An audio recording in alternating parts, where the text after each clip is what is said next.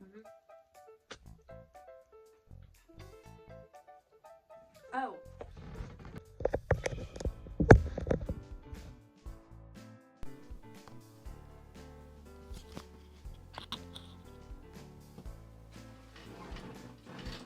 Is that better?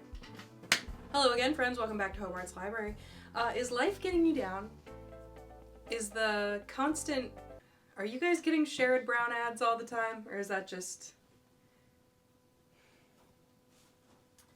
That's the worst part of my life right now, is that every time I turn a corner, I have to hear about Sherrod Brown. How are you doing today, Jasmine?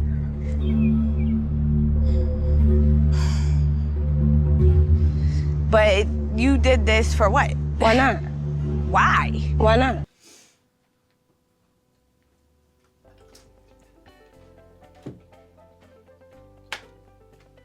If you aren't replacing a regular meal with emotional support nachos every now and then, I fear you're not living.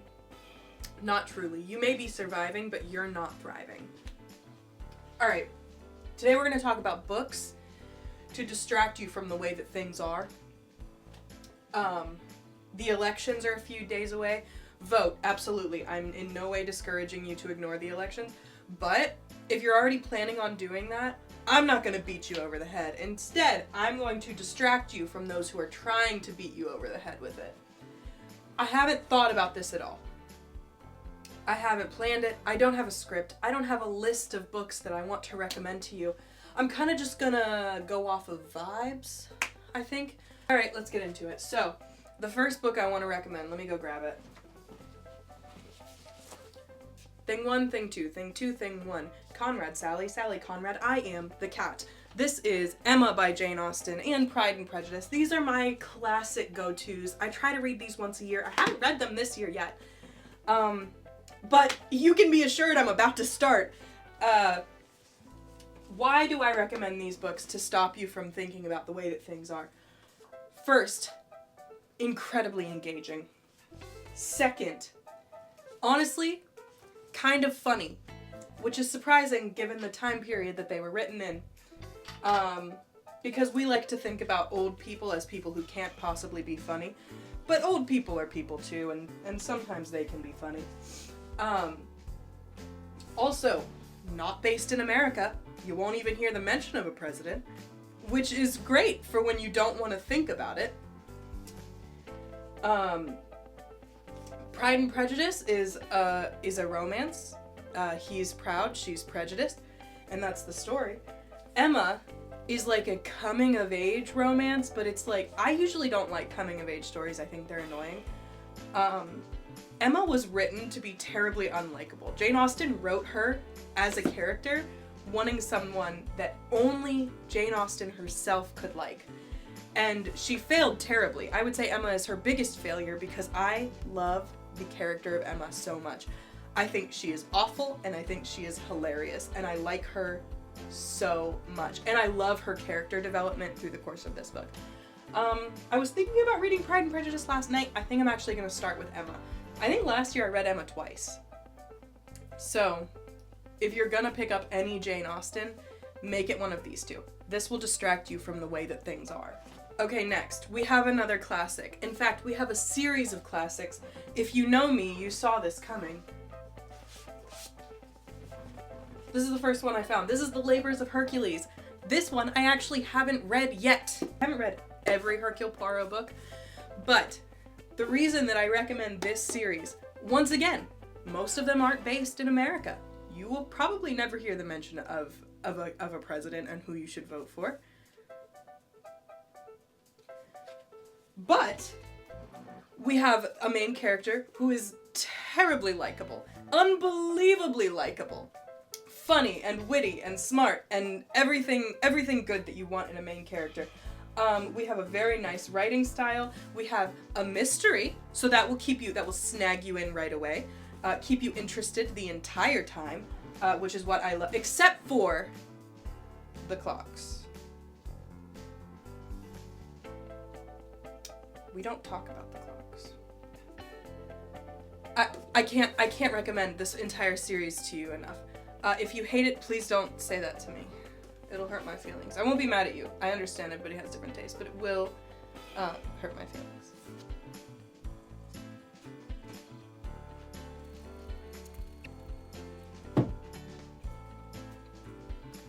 I feel like nachos get a bad rap. I feel like they can be a good actual meal, and here's why I feel that way. Thin layer of chips on the bottom, right? Then you focus heavy on the toppings. The toppings on nachos can be healthy. Black beans, and a little bit of ground beef, and tomatoes and salsa, and you can blend up some cottage cheese with your sour cream to add some extra protein. And you've got so much fiber and stuff from the vegetables, like the black beans, but like go light on the cheese. I feel like nachos can be healthy, and I feel like we don't talk about that enough.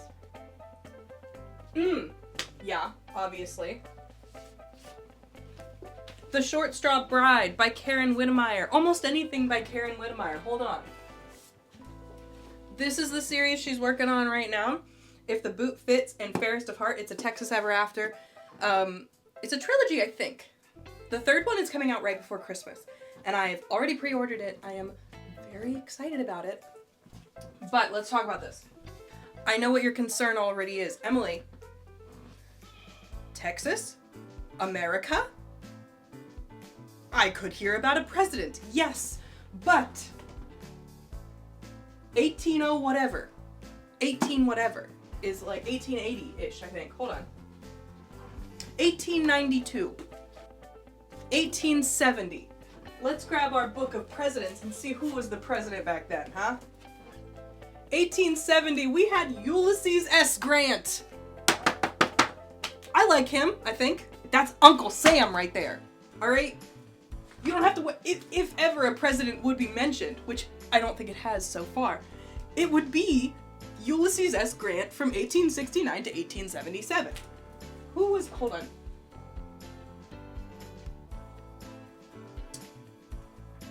When was that one, Days? The other one was 1892. Ooh. Grover Cleveland. No, you know what? He started in 1893. Who was right before him? Benjamin Harrison. See, it could be worse. These are romance books. They don't talk about the presidents anyway. But should they, you can rest assured that it wasn't that bad. Short Straw Bride is a marriage of convenience plotline. All of her main characters are Christian people. There's a lot of faith content. There's lots of love. There's lots of good things. This is good. And I have stayed up many a night to read a Karen Witemeyer book. They will keep you entertained the whole time. I promise you. All right, nacho break.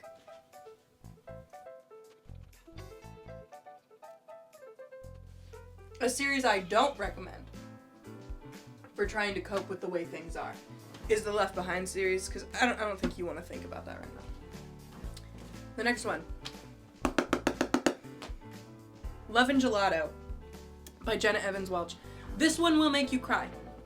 It is a very emotional book. It's a beautiful book. There's romance, but there's a lot of like dealing with grief. And I don't know about you, but sometimes when life is really hard, but I don't want to cry about it, I give myself an outlet to cry somewhere else. Like right here. And so then I've cried and I feel better and I can deal with the way that things are.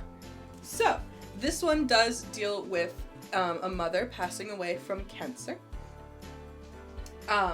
So if that is something that will really negatively affect your mental state, there's also Love and Luck is the second book in the series, and Love and Olives is the third one. They all deal with a heavy topic, but if you want to cry, but I believe these all have a happy ending, that is something to consider.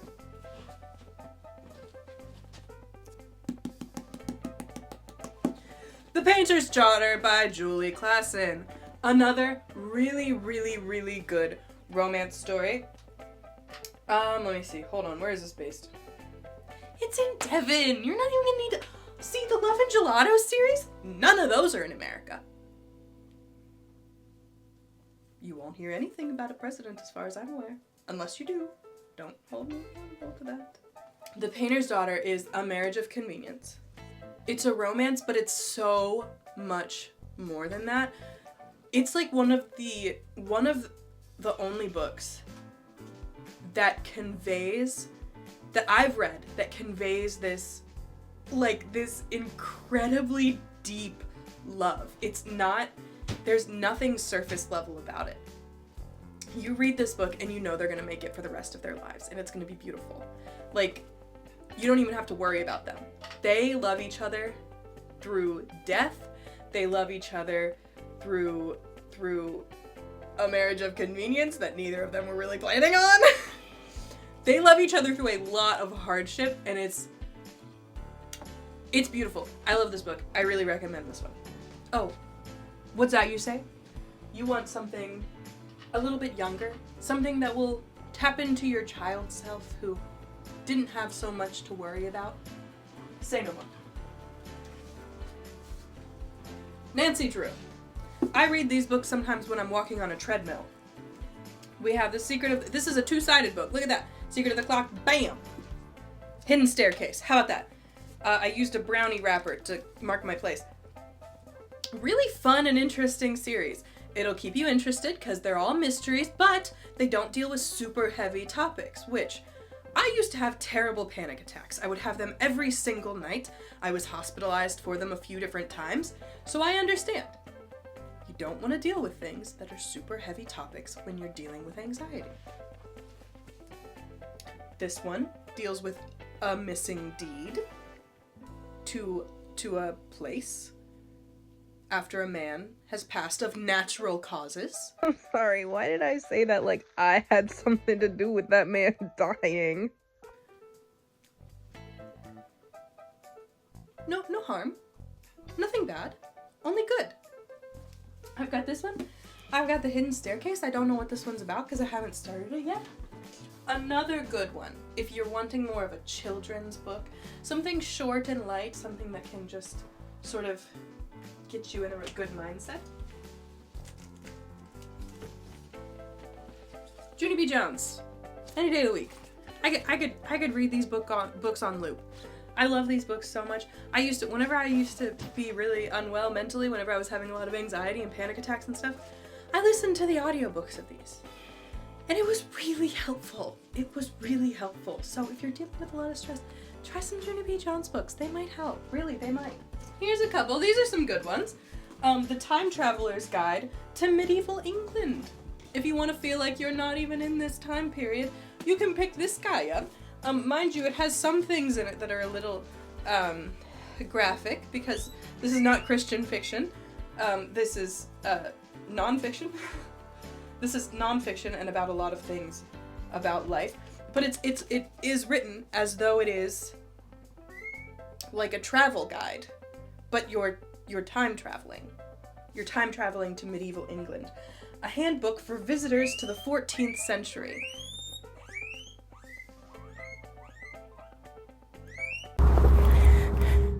Hey, old man, give me everything. Call an ambulance! Call an ambulance! But not for me! I don't recommend guinea pigs if you enjoy your peace and quiet. Or if you're not feeling medieval history, fine. Try Victorian. How to be a Victorian, a dawn to dusk guide to Victorian life. But see, you could pretend that you're a Victorian, or you could pretend that you're a time traveler visiting medieval England. And then you don't even have to deal with, and not just with the elections, it could also be life in general. It's very hard right now. Things cost so much. Walmart is dying to be Target. Walmart wants to be Target so bad. If you want to be reminded that things really aren't that bad, that they could be worse, Fox's Book of Martyrs, which is a book compiled, this is the one that's updated through the 21st century, but it's martyrs from the 1st century up until, and this one has up through the 21st century, which just talks about people who have died for their Christian faith. It is a very difficult book to read, but if you want to read like a few pages just to remind yourself that it could be worse. Okay, last book I think I'm going to recommend to you today is the Holy Bible. I am so powerful. My mind, it amazes me sometimes. Obviously, if you're stressing, let's crack her open really fast, see if we can find some wisdom. Oh, we opened right to Psalm. Ain't that just the way of the world? And we'll flip to a page.